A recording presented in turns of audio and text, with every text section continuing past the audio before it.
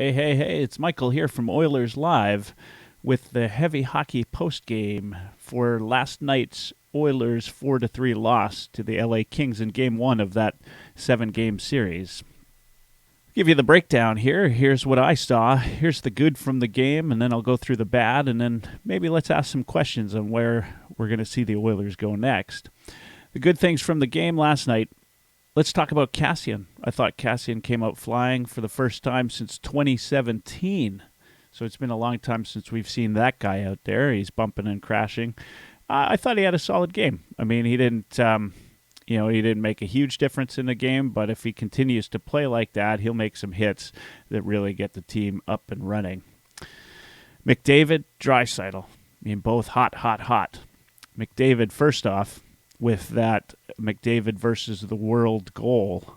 He shoots! He scores!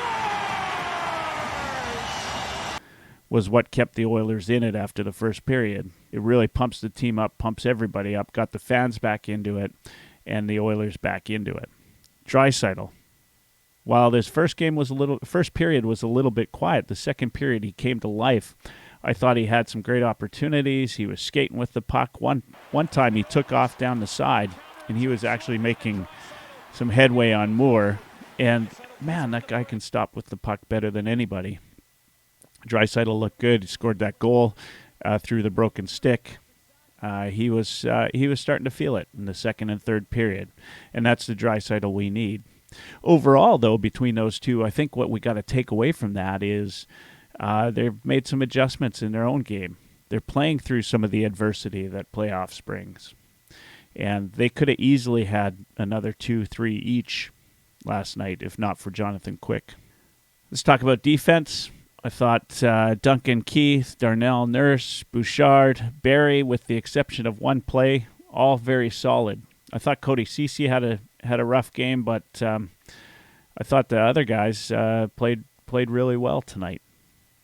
In fact, if we could have got a couple extra saves by Mike Smith, I don't think we'd say anything about the defense. Officiating. It's not good or bad last night. I mean, it was pretty even, I thought. There were some missed calls, but there were some calls that were made that I thought shouldn't have been made. So, at the end of the day, when you hear Steve Kozari is calling a game, you don't know what to expect. And reality is officiating didn't make or change the outlook of the game last night, and I thought that was great. The other two that I have to mention as good, Yamamoto and Macleod. Outside of Yamamoto taking a early penalty for roughing, which I thought was called for, Yamamoto played a great game. He was into it the whole game, and maybe that's what he needed. Maybe he just needed to come out swinging. But his goal, beauty deflection from Keith, everything about his game. And Macleod, I mean, this is a kid that's never really played playoffs before, at least at the NHL level, and he was flying. He was doing all the right things. He looked great out there.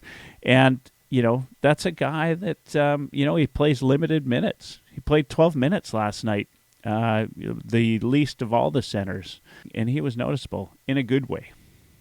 Let's talk about the bad things of last night's game. First off, did not come mentally prepared for this game.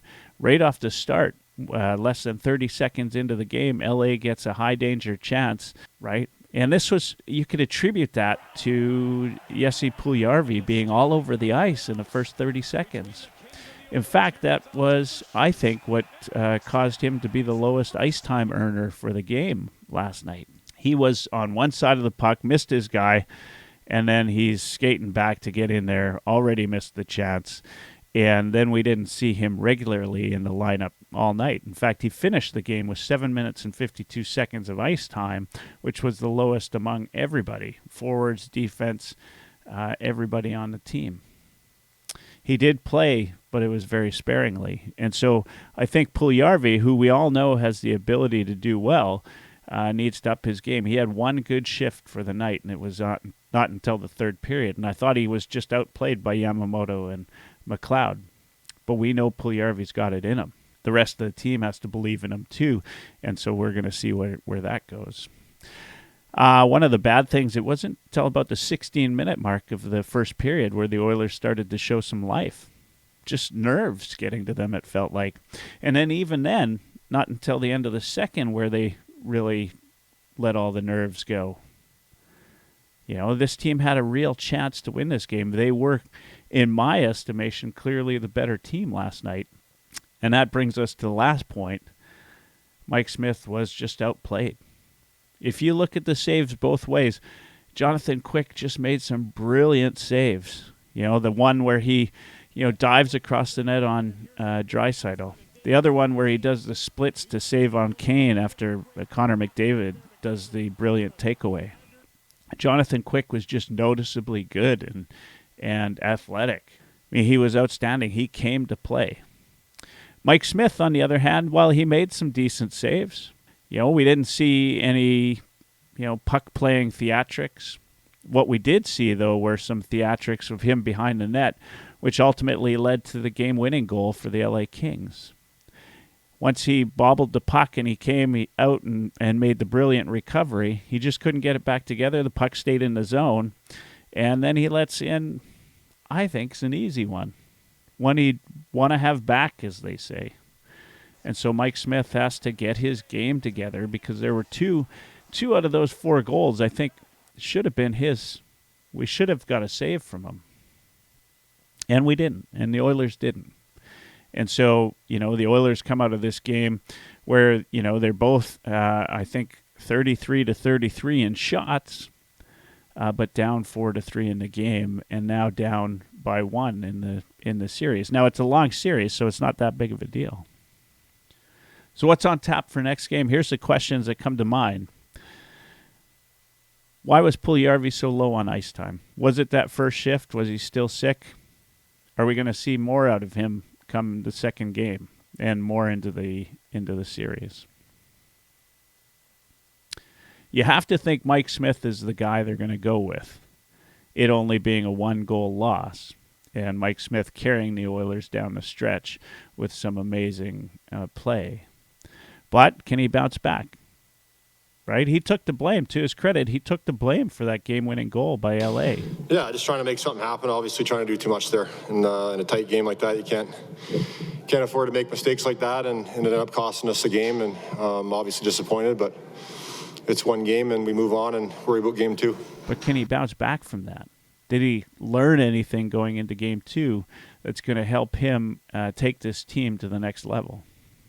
Can we get more out of guys like Kane? Kane didn't have a terrible game last night, but he needs to be more involved. Will we see more of that? Will we see Kassian come back out and be doing the hard hits? And is he the guy that's going to take this team and really give them that emotional leap that they need, that mental leap to get to the next level? Last question I have is this team ready? This is the team that was one of the best down the stretch since Woodcroft came on board. Are they ready to take the next step? I think they are. I don't think this was a must-win game for Edmonton. It's a long series, 7 games. Oilers are going to do well. And if they're going to do well, they're going to need goaltending, and they're going to need guys like Puljujarvi to just step up and do the right thing. Anyway, that's been the Heavy Hockey Postgame. Please come back here for the next postgame, which will be after Wednesday night's Oilers versus Kings second game. I'm looking forward to it, and let's go Oilers.